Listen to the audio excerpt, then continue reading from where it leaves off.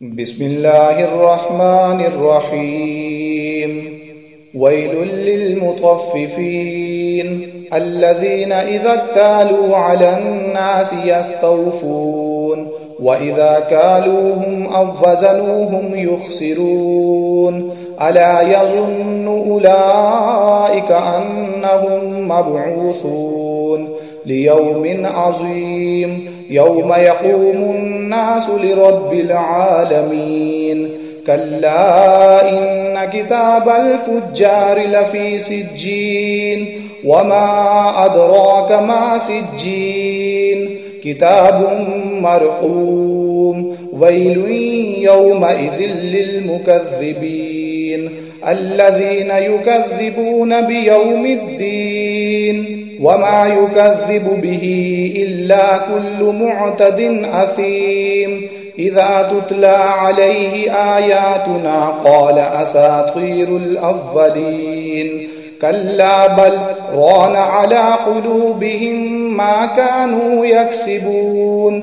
كلا إنهم عن ربهم يومئذ لمحجوبون ثم إنهم لصال الجحيم ثم يقال هذا الذي كنتم به تكذبون. كلا إن كتاب الأبرار لفي عليين وما أدراك ما عليون كتاب مرقوم يشهده المقربون.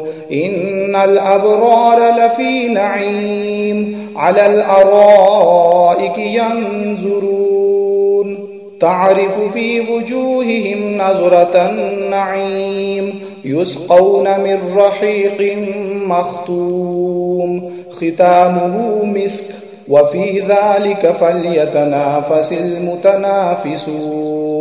ومزاجه من تسنيم عينا يشرب بها المقربون. إن الذين أجرموا كانوا من الذين آمنوا يضحكون وإذا مروا بهم يتغامزون وإذا انقلبوا إلى أهلهم انقلبوا فكهين وإذا رأوهم قالوا إن هؤلاء لضالون وما أرسلوا عليهم حافظين. فاليوم الذين آمنوا من الكفار يضحكون على الأرائك ينظرون هل ثوب الكفار ما كانوا يفعلون.